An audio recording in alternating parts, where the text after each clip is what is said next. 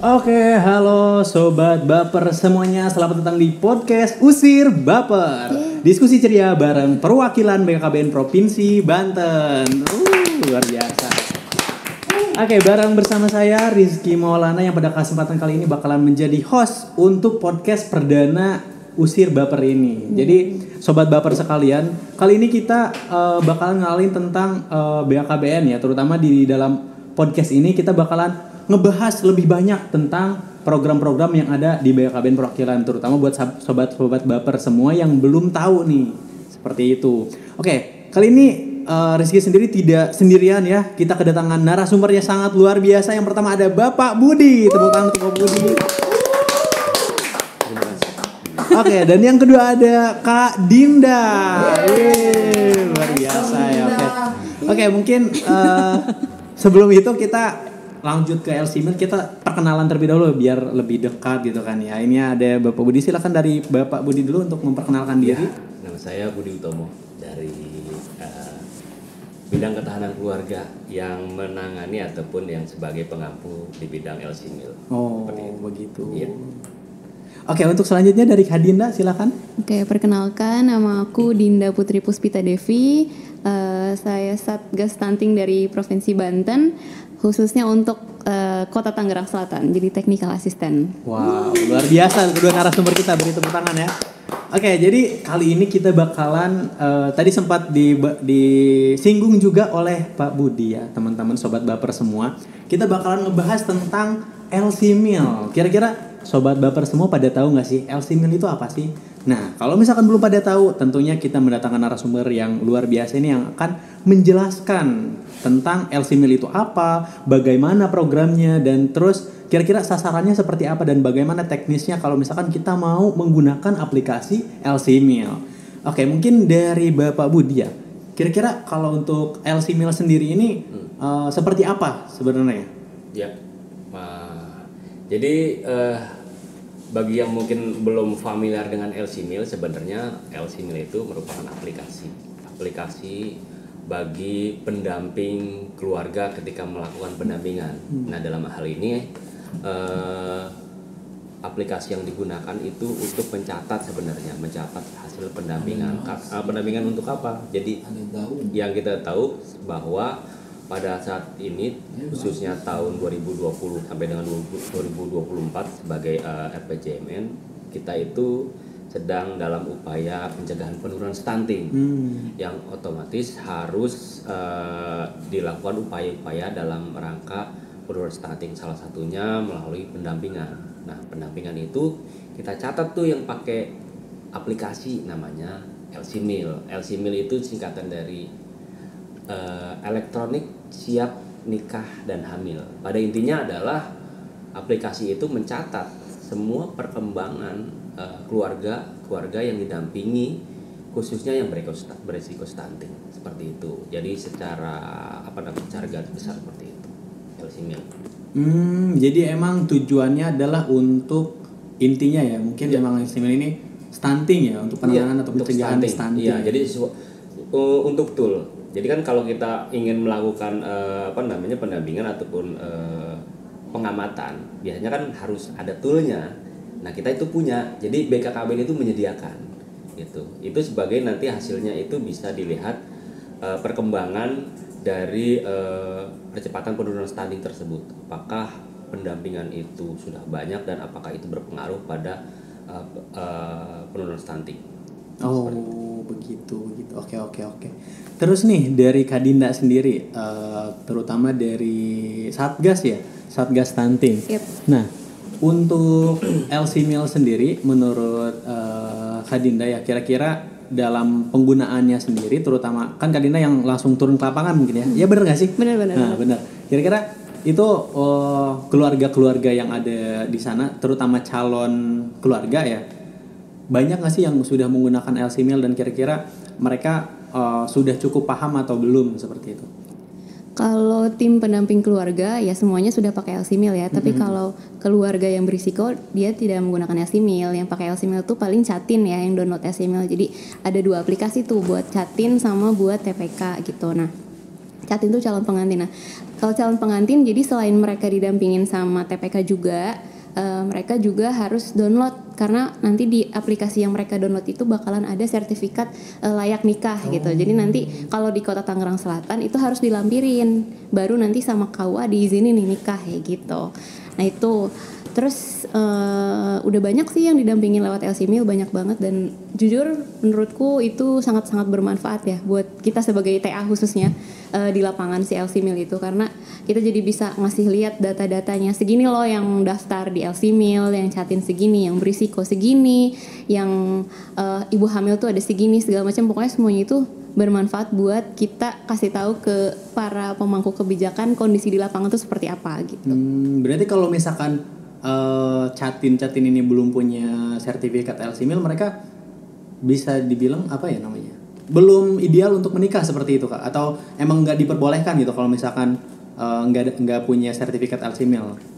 Dari Bapak mungkin? Iya, sebenarnya sertifikat LC-Mil itu menunjukkan bahwa si Catin itu atau calon pengantin itu sudah ideal menikah. Ya, jadi kan di dalam LC-Mil itu kan khususnya untuk Catin ya.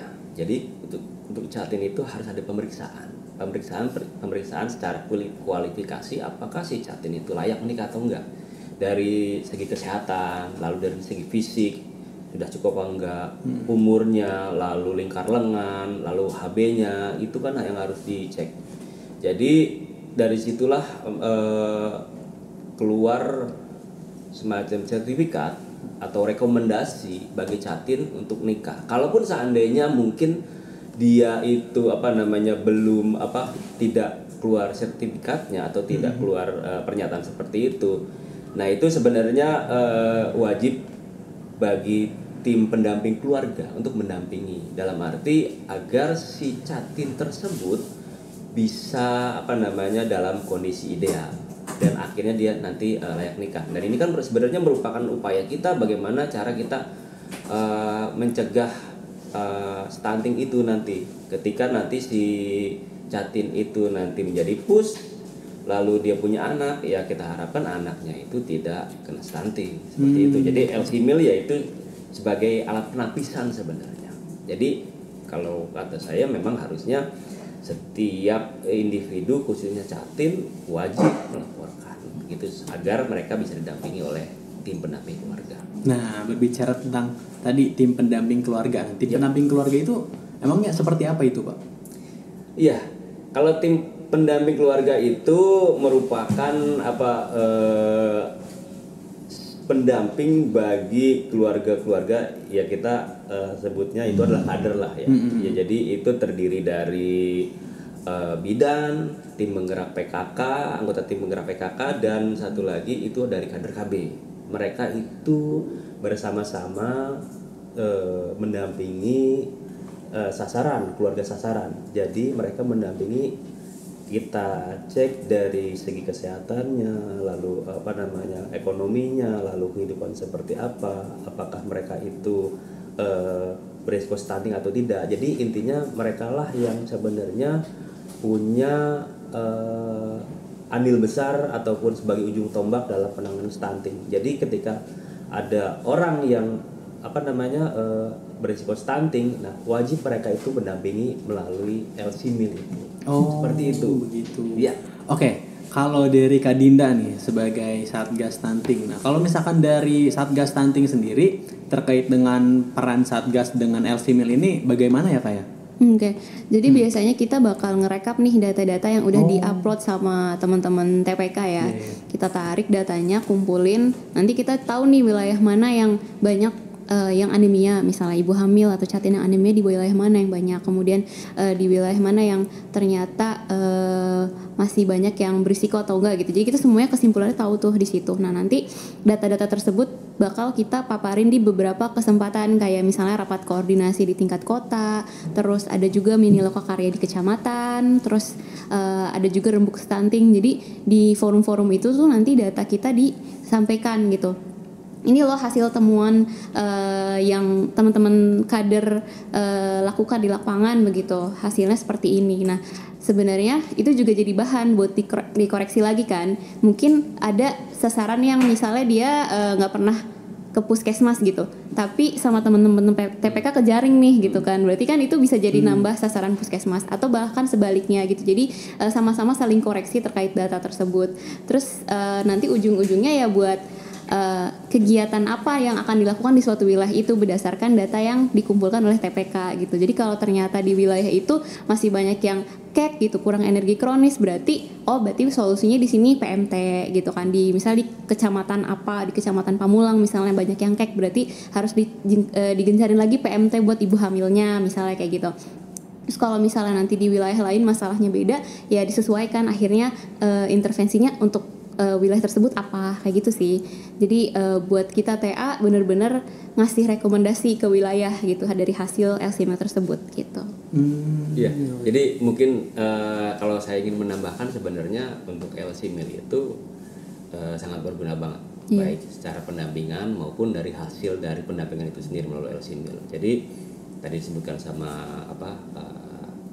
Mbak Dinda bahwa memang kalau kita ambil datanya ataupun kita melakukan pendampingan, otomatis kan ada itunya kan, ada hasilnya, outputnya. Nah itu kan tadi bisa diketahui berapa jumlah yang anemia dan lain sebagainya. Itu sebenarnya memudahkan dari pemangku kebijakan sendiri untuk melakukan intervensi secara tepat gitu kan. Jadi sehingga penanganan stunting itu bisa tepat sasaran. Seperti itu sih. Jadi penggunanya sebenarnya bukan hanya Jatim, bahkan pemangku kebijakan pun sebenarnya kalau kan seandainya mereka ingin melakukan percepatan penurunan stunting itu bisa melihat datanya dari LCMIL. Nah mungkin buat sobat baper semua nih, kira-kira kan tadi kita sudah ngomongin tentang LCMIL, aplikasi, salah satu aplikasi. Nah kira-kira Pak dan Kak Dinda itu untuk penggunaan LCMIL sendiri atau mungkin cara kita menggunakan LCMIL itu dapatnya gimana sih caranya gitu, atau mungkin bisa cari di Google atau mungkin gimana gitu, kira-kira langkah-langkahnya buat mendaftar ya nggak sih, bikin akun LCMIL seperti itu ya. Nah itu gimana langkah-langkahnya biar teman-teman sobat baper juga bisa pada daftar nih, yang Jatim. Iya, terutama yang Jatim ya kayak yang jadi sasarannya. Saya siapa aja boleh dari bapak dulu. Jadi memang kan kalau penggunanya tuh ada pengguna mandiri dan pengguna TPK itu sendiri ya. Berbeda itu ya Pak ya? Ya beda. Jadi khususnya Jatim dia bisa mendownload sendiri. Itu tersedia di App Store dan Play Store. Ya jadi dia bisa mendownload sendiri.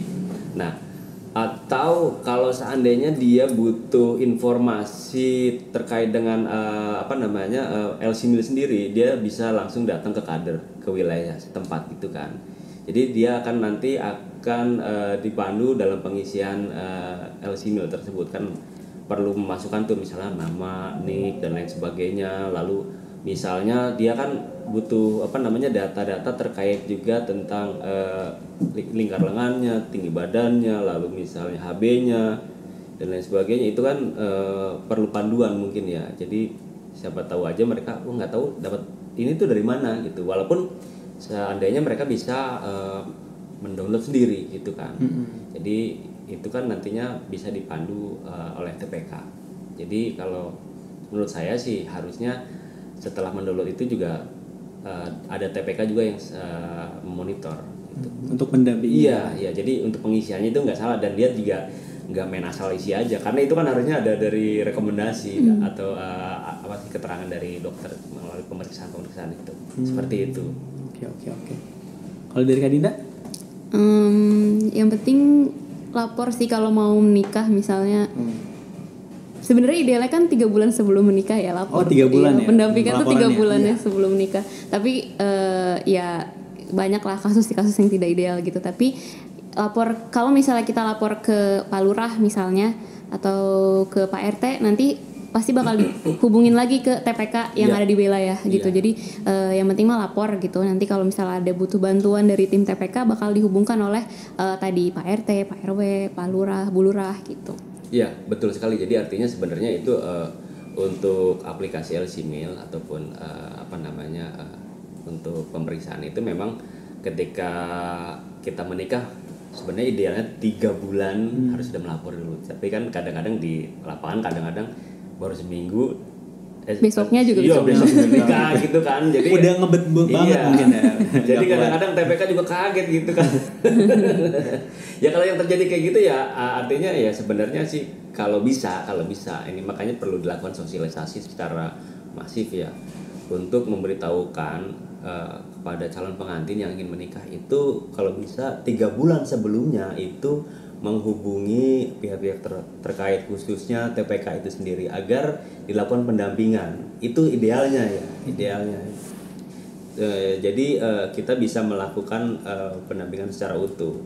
Namun kalaupun kalaupun tidak ya sebenarnya nggak apa-apa, tapi tetap harus melaporkan pada TPK karena biar bagaimanapun TPK nanti yang akan melakukan pendampingan dan itu merupakan salah satu kewajiban bagi TPK untuk mendampingi catin khususnya semua catin sebenarnya semua catin yang akan menikah itu wajib didampingi TPK dan kerjasama dari pihak baik KUA ataupun kelurahan dan lain sebagainya itu sebenarnya akan sangat membantu sekali bagi kami untuk mengidentifikasi catin yang ada di wilayahnya agar kita langsung mendatangi dari TPK setempat seperti itu. Oke, luar biasa ya Sobat Baper semuanya. Jadi itu ya tentang LC Mil dan memang untuk catin sendiri yang mau menikah mungkin ada juga ya usia ideal yang seharusnya. Iya.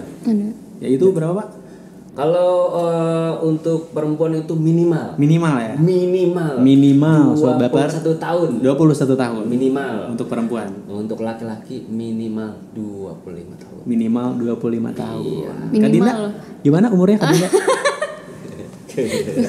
Salah ya? Aduh. Nggak, tapi mau ditegasin lagi itu minimal. Jadi kayak kalau bisa jangan di bawah 21 gitu. Tapi itu juga nggak menjadi kampanye untuk menikah di usia 21 gitu kayak 21 wajib nikah gitu. Nggak juga. Jadi minimal itu ya tadi jangan sampai lebih muda dari 21 dan jangan sampai lebih tua dari 35 ya, terutama pas kondisi hamilnya maksudnya. Jadi pas hamil tuh kita nggak di usia yang di bawah itu. Artinya ya itu jangan terlalu muda, terlalu tua, lalu juga jangan terlalu dekat dan terlalu banyak seperti itu. Intinya itu merupakan salah satu faktor sebenarnya sih untuk meminimalisir dari stunting itu sendiri. Jadi memberikan kesempatan sebenarnya bagi secara fisik khususnya yang mau melahirkan di usia-usia tersebut. Oke, mungkin terakhir Sobat Baper semuanya kita akan mendengarkan mungkin pesan dan juga closing statement dari Kak Dinda dulu mungkin sebagai Satgas Stunting kira-kira untuk teman-teman Sobat Baper terutama yang mau menikah nih pesannya apa? Teman-teman Sobat Baper yang mau nikah itu jangan takut download LC Mil, takutnya nanti pas sudah keluar sertifikat tidak layak gitu ya. Jadi takut download LC Mil gitu. Nggak apa-apa download, nanti kan ketahuan nih status kesehatannya seperti apa. Nanti kalau misalnya udah ketahuan artinya tinggal didampingi, misalnya pun tidak ideal kan bisa tetap didampingi oleh teman-teman TPK dan teman-teman nakes di wilayahnya begitu. Jadi nggak karena sertifikatnya nggak ideal jadi nggak boleh nikah gitu. Jadi jangan takut, tetap boleh nikah, tapi nanti bakal perlu pendampingan khusus gitu ya supaya kondisinya lebih baik kayak gitu. Oke, luar biasa. Dari Pak Budi silakan. Oh iya. Ya, jadi sama juga menyambung dari dari Kak Dinda. Jadi yang disiapkan pengantin itu sekarang bukan cuma gedung. Bukan cuma konsumsi. Bukan cuma priwet, undangan dan lain sebagainya, tapi LC Mil juga perlu. Karena apa? Itu kan untuk untuk masa depan juga. Artinya untuk anak-anaknya jangan sampai stunting dong. Ya kan? Artinya kan kita juga pengen setelah menikah nanti menjadi keluarga yang sejahtera, menjadi keluarga yang sehat. Jadi kalau dengan adanya LC Mil ini paling tidak itu merupakan ya jadikanlah itu sebagai asisten pribadi kita lah. Kalau kita ada masalah terkait dengan kesehatan, khususnya kesehatan reproduksi ataupun terkait dengan kesehatan bagi ibu dan bayi, itu kan ada TPK gitu kan. Dan TPK itu sebenarnya gratis kok, nggak bayar. Kita juga LC Mil nggak bayar. Itu sebenarnya jadi keuntungan bagi kita sendiri. Kalau kita mau keluarga kita itu baik-baik, keluarga kita itu sehat, nah itu ada TPK. Jadi TPK bisa membantu Anda untuk menyelamatkan Anda ataupun keluarga Anda dari resiko stunting. TPK siap mendampingi, siap melayani. Wah, luar biasa. biasa. Oke, jadi itu dia sobat baper semuanya. Kita sudah mendapatkan insight baru tentunya tentang LC Meal, tentang tadi usia ideal buat menikah. Jangan lupa untuk teman-teman sobat baper yang mau menikah, minimal untuk perempuan usianya minimal 21 tahun dan untuk laki-laki minimal 25 tahun. Dan jangan lupa download LC Meal, elektrolit siap nikah dan hamil. Oke, mungkin itu teman-teman semuanya sobat baper, kita usai atau kita sudah selesai untuk podcast pertama kali ini. Terima kasih banyak kepada para narasumber yang sangat luar biasa. Terima kasih Pak Budi, terima kasih juga Kak Dinda. Semoga sehat selalu dan juga program LC Meal ini bisa berjalan lancar dan bisa masif ya untuk seluruh masyarakat khususnya yang ada di Provinsi Banten. Betul. Itu saja, kita tutup podcast kali ini. Usir Baper, diskusi ceria bareng perwakilan BKKBN Provinsi Banten. Assalamualaikum warahmatullahi wabarakatuh. Hidup berencana itu keren.